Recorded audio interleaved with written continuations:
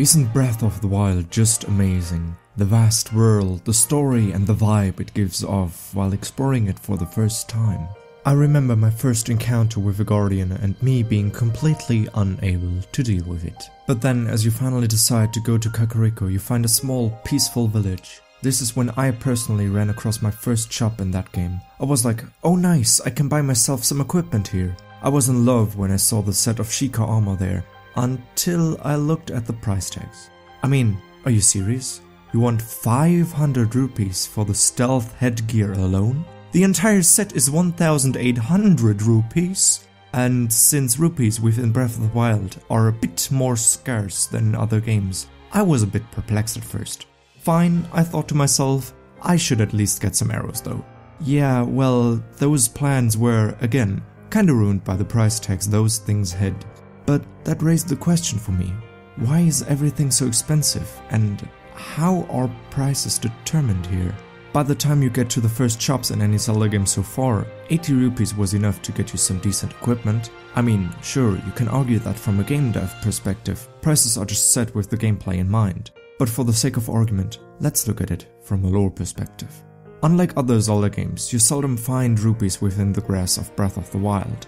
Rupees are gemstones, right? Or at least something that can be used as currency, meaning that there's only a limited supply of it. That's how currencies work. You have something to trade with, for example, dollars, pounds, or rupees. These things are assigned values, but how does that determine how much I need for that loaf of bread or those 10 arrows? Well, in the real world, previously the worth of a dollar used was linked to how much gold the US government owned. Today it's determined by government policy. Great! How does that relate to rupees though? What are they linked to, or what government determines their worth? As previously stated, rupees are gemstones. That's where their names come from, hence rubies. That means that they have a certain rarity. You know, like how some other precious stones are rare. As tradition would have it, a green rupee is exactly worth 1 rupee. That leaves us with a blue rupee being worth 5 rupees, a yellow one being worth 10, red ones being worth 20, and finally purple ones being worth 50. Going up from there, we have other colors and values assigned to them. So what does that mean for the individual rupees? Well, to put it simply, 5 rupees are about 5 times less common than the green ones, yellow ones 10 times, and so on.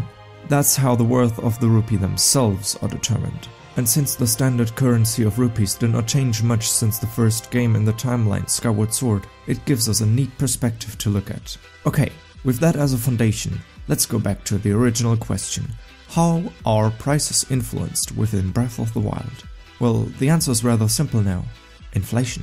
Remember that there are no rupees within the grass of Breath of the Wild, and that I said that they are gemstones, which means there's only a limited amount of them in the world? Well, one explanation for this is that most of the rupees in the world were found and placed into the market at some point prior to Breath of the Wild. Have you ever thought, if everybody needs money so badly, why don't we just print more of it? Well, if we were to do that, money would essentially be worthless due to the principles of supply and demand. If all of a sudden millions of rupees appeared overnight, it would make rupees as a whole more expendable, due to there being so many rupees within the market. In theory, if this were to happen in Zelda, the Hyrulean economy would indeed be affected. Prices would go up, considering the decreased purchasing power related to rupees. In summary, what this essentially means is that at some point before the events of Breath of the Wild, many inhabitants exploited the use of finding rupees in the wilderness, such as within grass. Problem is, with so many new rupees appearing within the market, the value of the currency plummeted.